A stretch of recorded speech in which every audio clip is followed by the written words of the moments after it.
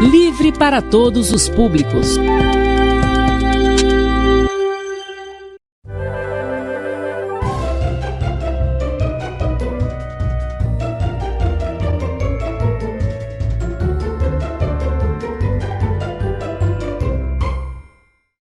Olá, sejam bem-vindos à nossa quarta aula de Geografia do nono ano, cujo tema hoje é Globalização, Indicadores Sociais e Desigualdades. E eu sou o professor especialista Diogo Rogério Martins Ferreira. Bem-vindos! Para a nossa quarta aula de Geografia do nono ano, eu trouxe aquele nosso velho conhecido, para trazer mais uma mensagem para vocês. Pessoal, na nossa sociedade de hoje, o estudo é fundamental. Inclusive existe um sociólogo europeu, francês, que ele diz o seguinte, que é o Castells, ele diz o seguinte, que nós vivemos na era do conhecimento e da informação. O que ele quer dizer com isso? Ele quer dizer que cada vez mais, devido ao desenvolvimento científico e tecnológico, as pessoas têm que assumir a educação como um processo contínuo. Todo dia tem uma tecnologia nova. Todo dia tem uma maneira diferente de fazer a mesma coisa. E como é que a gente consegue se manter a par disso tudo? Estudando, pessoal, sempre, se atualizando. Além de que, estudar é a forma mais poderosa que nós temos para melhorar as condições de vida de nossa família, de nós enquanto indivíduos, mas da nossa sociedade, do nosso município. E eu sei que vocês querem o melhor para Rosário, para o município de vocês. Logo, pessoal, vamos estudar para a gente contribuir melhor com a nossa sociedade. Ok? Beleza? Vamos então para a nossa aula de hoje. Falando nisso, hoje nós estamos falando do tema sobre a globalização e vamos começar falando sobre globalização e crescimento econômico. Bem, eu trouxe alguns questionamentos para a gente começar. Qual a diferença entre crescimento e desenvolvimento? Será que o uso é o mesmo? Querem dizer a mesma coisa quando alguém fala em crescimento ou desenvolvimento? Quais são os indicadores sociais de desenvolvimento? Como que a gente pode mensurar, saber, por exemplo, se o Brasil está crescendo ou se o Brasil está se desenvolvendo? Como é feito esse cálculo? Bem, essas são as duas questões que nós vamos começar a tratar a partir de agora. Primeiro vamos falar sobre globalização e crescimento econômico. No contexto da globalização, o que a gente quer dizer quando fala em crescimento econômico?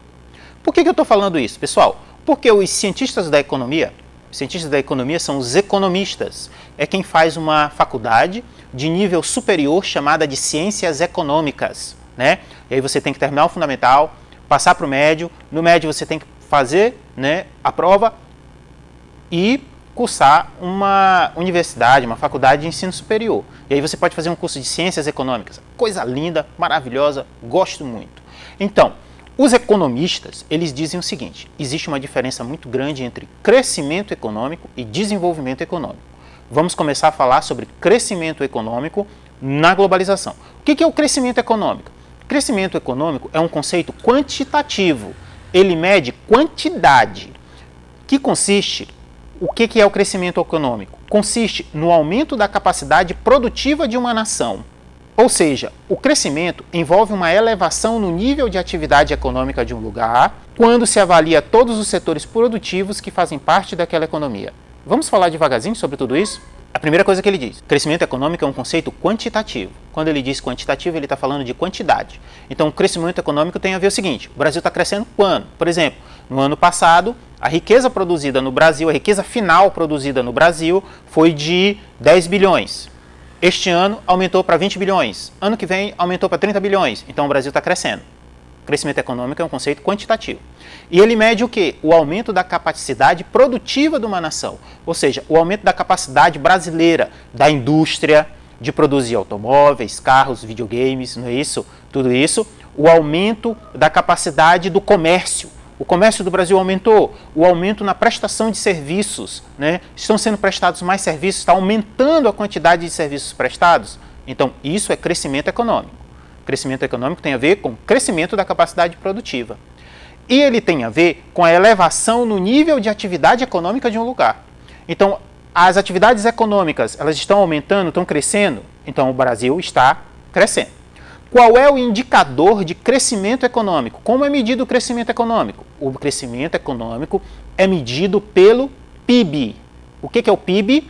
PIB quer dizer Produto Interno Bruto. Assistam o jornal. Podem perceber que no jornal quase todo dia se fala sobre o PIB. No começo do ano, começa o ano falando sobre o PIB do Brasil. No final do ano, termina o ano falando sobre o PIB. E o jornalista vive falando sobre o PIB. O que é o PIB? Produto Interno Bruto. O que o PIB consiste? Ele mede, avalia toda a riqueza final, tanto do setor produtivo quanto do setor de serviços de uma nação durante o ano. É o Produto Interno Bruto. Ele também é medido de forma per capita. O que é o per capita? Per capita quer dizer por cabeça. É quando eu pego o PIB e divido pelo número de habitantes de um determinado país. Bem, eu sei que tudo que eu estou falando está parecendo muito abstrato, né? Então, agora nós vamos observar essa imagem. Olha a imagem que eu trouxe.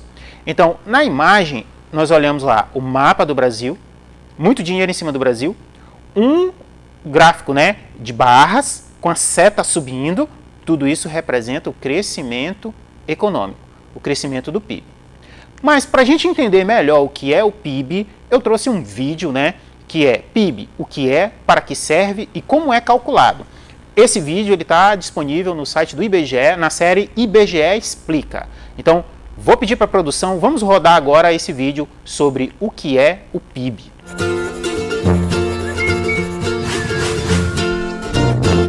Olá, sejam bem-vindos ao IBGE Explica. Hoje falaremos sobre um popstar, o PIB, Produto Interno Bruto. Todo mundo já ouviu falar do PIB e rola maior frisson quando ele aparece. Muitos o consideram como o principal termômetro de uma economia. Mas por que tanta histeria? Para começar nossa conversa, vamos definir o que é o PIB. Ele é a soma de todos os bens e serviços finais produzidos por um país, geralmente em um ano. Todos os países do mundo calculam seu PIB nas suas respectivas moedas. O PIB do Brasil em 2015, por exemplo, foi de 5,9 trilhões em valores correntes. Para você entender melhor, vamos imaginar um país chamado Pãolândia, que não possui relações com o exterior e produz apenas trigo, farinha de trigo e pão. Nele foram produzidos o equivalente a R$100 de trigo. Todos os R$100 de trigo foram usados para produzir R$200 de farinha de trigo, que por sua vez foram todos usados para produzir o equivalente a R$300 de pão. O PIB de Pãolândia é, portanto, de R$300. Talvez você esteja se perguntando, mas e os valores relativos ao trigo e à farinha? Como vimos na definição do PIB, o que entra no cálculo são os bens e serviços finais. O termo finais é para não cairmos no erro da dupla contagem. Afinal de contas, o vendedor do produto final, o pão, pagou pela farinha que comprou. Sua renda não é de 300, mas sim de R$100.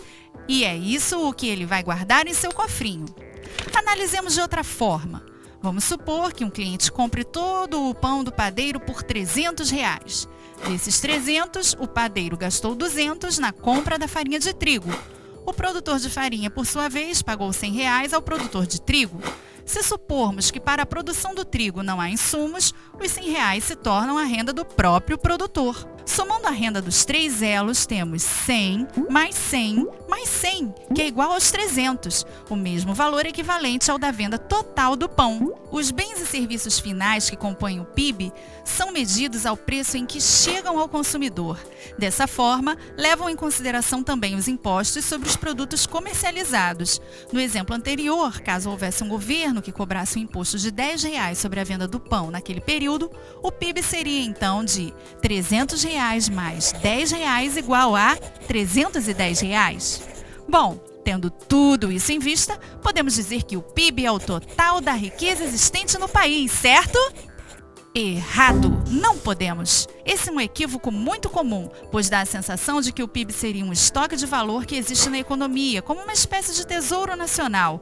Mas, na realidade, o PIB é um indicador de fluxo de novos bens e serviços finais produzidos durante um período. Então, se, por exemplo, um mago muito poderoso usa um feitiço que congela todo um país por um ano, o PIB desse país nesse ano será nulo. Para o cálculo do PIB são utilizados diversos dados, alguns produzidos pelo IBGE e outros de fontes externas. É como se cada pesquisa ou fonte de informação utilizada fosse uma peça de um quebra-cabeça que, quando encaixadas, formam o PIB. Senhoras e senhores, com vocês, o PIB! Não é à toa que ele é considerado um popstar. Sua apresentação leva a plateia de economistas, políticos, empresários, entre outros, à loucura. A partir de sua performance, podemos fazer um show de análises, como traçar a evolução do PIB no tempo, comparando seu desempenho ano a ano, fazer comparações internacionais do tamanho das economias dos diversos países, analisar o PIB per capita, divisão do PIB pelo número de habitantes. Esse resultado mede quanto do PIB caberia a cada indivíduo de um país se todos recebessem partes iguais. Realmente, o PIB dá o que falar. Contudo, ele é apenas um indicador, uma espécie de indicador síntese de uma economia. Ele ajuda a compreender um país, mas não expressa importantes fatores como distribuição de renda, qualidade de vida, educação e saúde. Um país pode ter um PIB relativamente baixo, como no caso da Islândia, mas ter um altíssimo padrão de vida. Ou, como no caso da Índia, pode ter um PIB alto e um padrão de vida relativamente baixo. Por hoje é só. Então curta e compartilhe nossos vídeos e não deixe também de assinar o nosso canal e nos ajudar a disseminar informação pelo país. Até a próxima! Bem, o PIB, vocês assistiram o vídeo, né? Espero que tenham gostado, um vídeo bem elaborado. Podem perceber que lá o PIB, né? Todo mundo, os economistas, o PIB é uma coisa que interessa aos economistas, aos empresários, aos jornalistas, todo mundo está preocupado com o PIB. E o PIB é esse indicador do crescimento econômico de uma nação. Agora vamos analisar, do ponto de vista da globalização, né, esse PIB pelo mundo. Então aí eu trouxe para vocês esse mapa, né? Qual é o título desse mapa? Vamos lá. Mundo, Distribuição da Riqueza 2017. Vamos para o mapa? Então, nesse mapa que fala sobre a distribuição da riqueza em 2017, ele utiliza como referência o Produto Interno Bruto. Olha lá a legenda do mapa, bem lá no sul do mapa. O que é o Produto Interno Bruto? Nós já estudamos, mas aqui ele fala do Produto Interno Bruto per capita. Quando eu pego o PIB e divido pelo número de habitantes do país, né? Então, nesse mapa, as partes mais em branco são as partes em que o PIB é menos de R$1.000 por habitante. Ou seja, são as partes do planeta Terra em que a produção de riqueza é menor, né? Em que a pobreza é maior. Percebam que esses países que têm o PIB per capita muito baixo, eles estão concentrados basicamente no continente africano. Existe também alguns países na América Central e na Ásia com PIB per capita muito baixo. Os países que têm o maior PIB per capita em $1.000 são os países que estão de marrom. São os países em que, se você pegar o PIB anual e dividir pelo número de habitantes, vai dar em média mais ou menos $50.000 por habitante. Quais são esses países? Na América do Norte, os Estados Unidos, está lá de marrom. Na Europa, o norte da Europa, a Dinamarca, a Noruega, certo? A Inglaterra. Na Ásia, o Japão. Na Oceania, a Austrália. Então, esses são os países que têm o maior PIB per capita, né, do mundo. Os demais países que estão, por exemplo, de laranja, têm um PIB per capita por habitantes reduzido, bem menor. Então, a riqueza está concentrada nos países, né, de capitalismo avançado. São os que têm o maior PIB per capita do mundo. Só que, pessoal, a ideia de PIB per capita, ela acaba não retratando as condições de vida da população. Por que é o PIB? Porque o PIB, você pega o PIB, divide pelo número de habitantes e dá o PIB per capita. Mas a riqueza, ela não é distribuída de forma igual entre todos os habitantes de um determinado território, não é verdade? Então, para medir melhor o crescimento, mas de outro ponto de vista, foram criados outros indicadores ligados à ideia de desenvolvimento econômico. Desenvolvimento econômico não é a mesma coisa que crescimento. O que é desenvolvimento econômico? Desenvolvimento econômico é crescimento econômico acompanhado pela melhoria do padrão de vida da população e por alterações fundamentais na estrutura de sua economia. O que é o desenvolvimento? Desenvolvimento é crescimento econômico, é quando a economia cresce, mas quando a economia cresce e ela melhora a qualidade de vida da população. A economia cresce, melhora a qualidade de vida da população e ocorrem profundas alterações na economia. Por exemplo, com a industrialização de uma sociedade, né, ou com o avanço da industrialização de uma sociedade. Então é isso que é desenvolvimento econômico. Desenvolvimento econômico é um conceito mais amplo do que crescimento econômico. E aí eu trouxe essa imagem para frisar desenvolvimento econômico. O que é o desenvolvimento econômico? Lá na relação entre os conjuntos, lá, teoria dos conjuntos da matemática. Então, o desenvolvimento econômico está lá de cinza. É uma política estável. É quando o crescimento é sustentado. Ele não é passageiro. O desenvolvimento econômico, para ser desenvolvimento, ele tem que ser justo. Ou seja, tem que haver distribuição de riqueza. O desenvolvimento econômico é uma questão da economia. Olha lá de azul. Da economia. Tem a ver com o crescimento da economia. Mas olha lá de verde. Tem a ver também com a melhoria da vida da sociedade, do padrão de vida das pessoas, mais acesso à educação, saúde, moradia e transporte.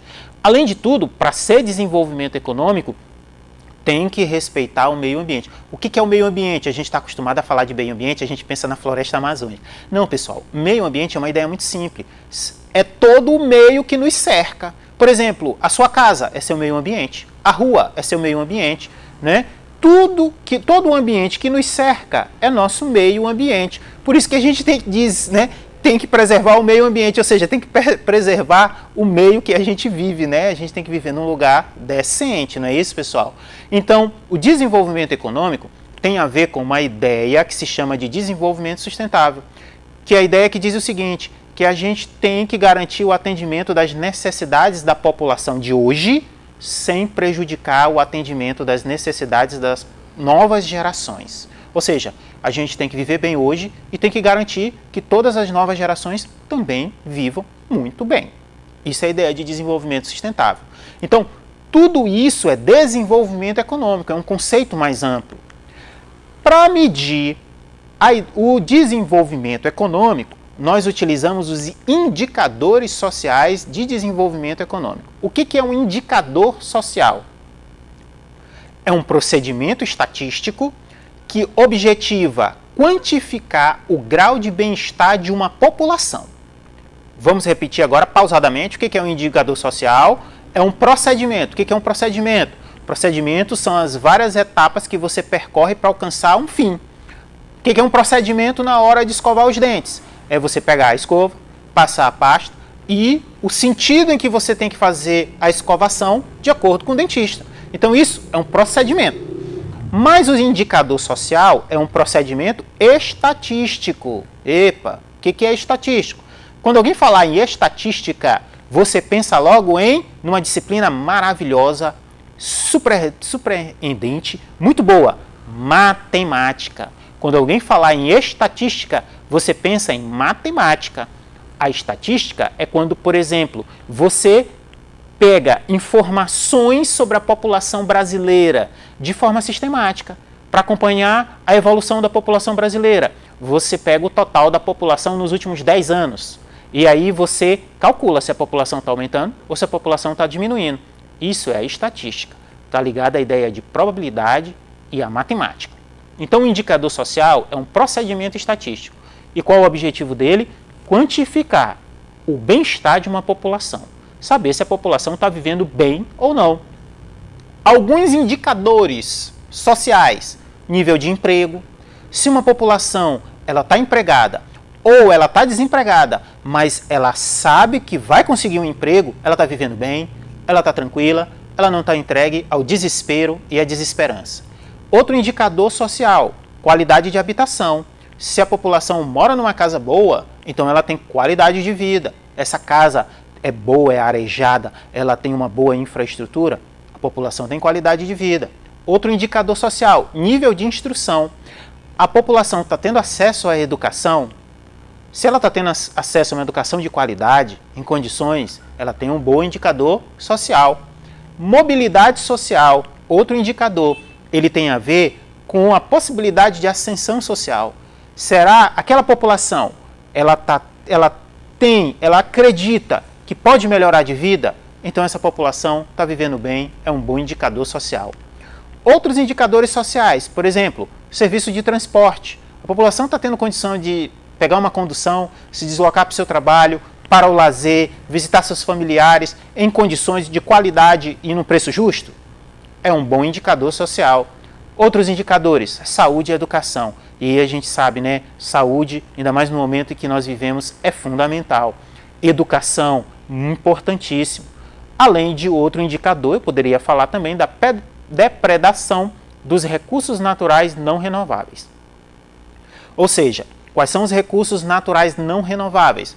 Um exemplo, o petróleo. A partir do petróleo, nós produzimos diesel e gasolina. Petróleo não se fabrica. Petróleo é extraído da natureza.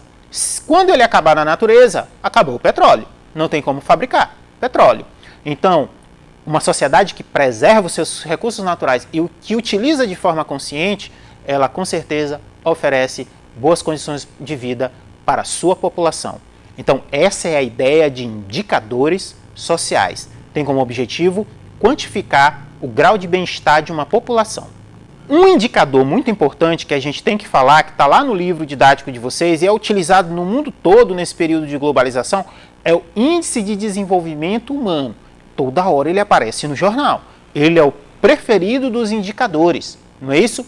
O Índice de Desenvolvimento Humano, o que é o desenvolvimento humano? O desenvolvimento humano é um conceito criado pelo Painel das Nações Unidas para o Desenvolvimento e ele diz o seguinte: é um processo de ampliação das escolhas das pessoas para que elas tenham capacidades e oportunidades para serem aquilo que desejam ser. O que é desenvolvimento humano? É um processo de oportunização para a população. Não é isso? É um processo de investir na população para que ela tenha capacidade de ser o que quiser, de se dedicar à atividade econômica que lhe realizar, que lhes fizer feliz. Essa é a ideia do desenvolvimento humano, para que as pessoas sejam o que elas quiserem ser. E aí eu trouxe essa imagem para frisar o rapaz lá com a roupa de formatura dele, né, com a cabeça cheia de ideias. Se ele quer ser um cientista na química, ele vai ser. Se ele quiser ser um engenheiro, ele vai ser. Se ele quiser trabalhar com a limpeza pública, ele vai trabalhar com a limpeza pública. Se ele quiser ir para a construção, ele vai para a construção. Ou seja, desenvolvimento humano é o compromisso de garantir condições para que a população alcance seus objetivos, suas necessidades. Não é isso? De ser o que quiser ser. Um índice de desenvolvimento humano é o IDH. O que é o IDH? O IDH é uma medida resumida do progresso a longo prazo em 3 dimensões básicas do desenvolvimento humano: renda, educação e saúde. Parou bem aqui? Vamos ver agora pausadamente o que é o IDH. É uma medida resumida, reúne só 3 indicadores para medir a longo prazo 3 dimensões da vida da população: renda, money, educação e saúde. O IDH pretende ser uma medida geral e sintética que, apesar de ampliar a perspectiva sobre o desenvolvimento humano, não abrange nem esgota todos os aspectos de desenvolvimento. É uma medida geral, certo? Ela não esgota toda a ideia do desenvolvimento. Ela não mede a felicidade de uma população, que eu acredito que é o objetivo de todos nós, né? Sermos felizes. O IDH, ele trabalha com 3 indicadores. Ele acompanha a evolução de 3 elementos da vida de todos os países no mundo. Saúde, o acesso à saúde. Aí eu trago a imagem aqui para vocês, coração batendo firme, forte, não é isso? Outro elemento que o IDH avalia: educação. Olha a menina com a cara no livro lá, ela não tirou nem a cara, estou tentando enxergar o rosto dela, mas eu não consigo. Ela está com a cara no livro dela lá na imagem. E o outro indicador, renda. Porque se a população não tem renda, como é que ela vai conseguir atender suas necessidades? Então o IDH ele avalia esses 3 elementos. Para entender melhor o IDH, eu trouxe também um vídeo muito interessante, elaborado pelos Serviços Marketing, que está disponível no YouTube nesse endereço. E o nome do vídeo é Você sabe o que é desenvolvimento humano? Vamos rodar o vídeo aí? Vai lá, produção, roda o vídeo. Você sabe o que é desenvolvimento humano? Desenvolvimento humano é o processo de ampliação das liberdades das pessoas para que elas possam escolher ser ricos brasileiros que cobrem todo o país. Vamos trabalhar agora com essa ideia de desenvolvimento humano? Vamos trabalhar agora para refletir sobre a globalização e as desigualdades no mundo. E aí eu trago uma questão. Os indicadores de desenvolvimento social no mundo, eles vêm aumentando ou eles vêm diminuindo? Vamos refletir sobre isso no contexto da globalização? Para isso, eu trago para vocês aqui uma tabela, né, com os dados sobre o IDH do mundo no ano de 2014. Olha lá o título da tabela, né? Ranking do IDH em 2014. Pessoal, já saiu o ranking mais novo? Saiu, o ranking de 2019. Eu vou comentar ele depois. Mas eu trouxe essa tabela de 2014 porque ela é a mais didática para a gente comparar o IDH dos países no mundo. Primeiro, vamos para a ideia do IDH. O IDH é quantitativo, não é isso? Ele varia de 0 a 1. De 0 a 1 que varia o IDH. Né? Quanto mais próximo de 1, melhor a situação do país. Se um país tem um IDH 1, é porque ele está muito bem de educação, de saúde e de renda, o povo daquele país. Se o IDH do país está perto de 0, quer dizer que a educação, a saúde e o acesso à renda da população está muito difícil. Estão vivendo muito mal no que diz respeito a esses elementos, ok? E o IDH, ele tem faixas, né? Por exemplo, quanto mais próximo de 0,550, abaixo de 0,550, nós dizemos que o IDH é baixo. Entre 0,550 e 0,699, nós dizemos que o IDH é médio. Entre 0,700 e 0,799, nós dizemos que o IDH é elevado. 0,800 para cima, nós dizemos que o IDH é muito elevado. Vamos para a tabela? Vamos lá. Leitura e interpretação de tabelas. Qual é o título da tabela? Ranking do IDH 2014. Na primeira coluna nós temos o nome dos países. Na coluna do meio nós temos a posição desses países no ranking do IDH. E na coluna mais à sua direita, a última coluna, a terceira coluna, nós temos o valor do IDH desse país, certo?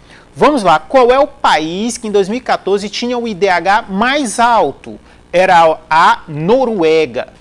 Primeiro lugar no IDH do mundo. O IDH da Noruega era 0,944, quase que próximo de 1.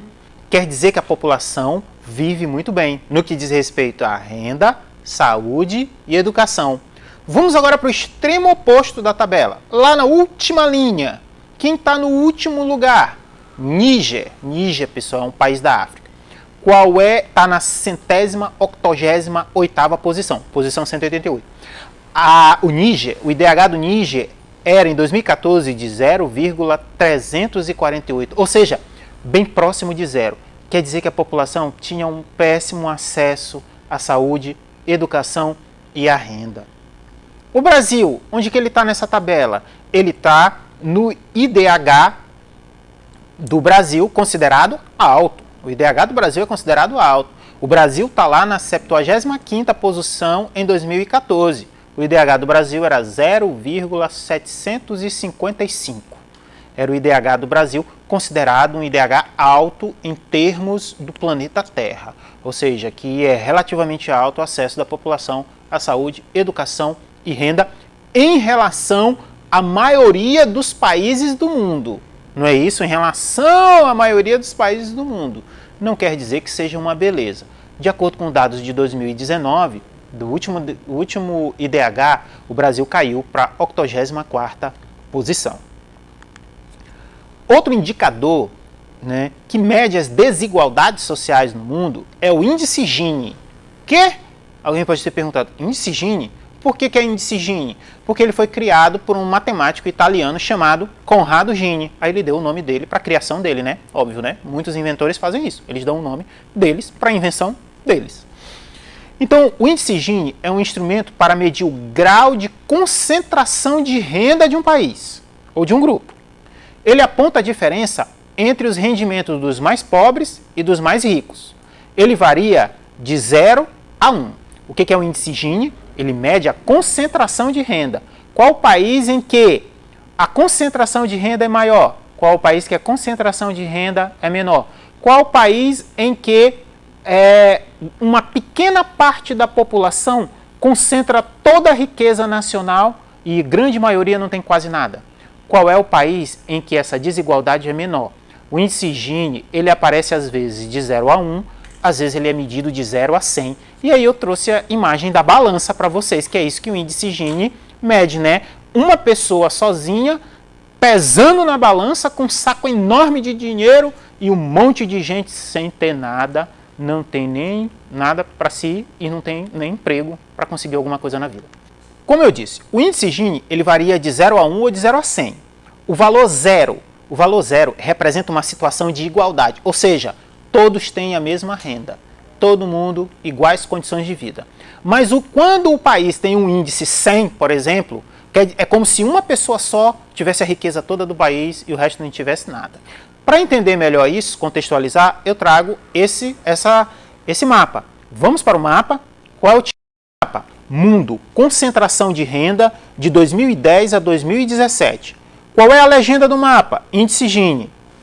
As partes em branco. As partes em branco é onde o índice Gini varia de 25 a 35. Ou seja, é onde a desigualdade é menor. Há uma distribuição melhor de renda. Quem são esses países? Alguns países no norte da África, países predominantemente da Europa, que a desigualdade no mundo, no continente europeu, é bem menor, né?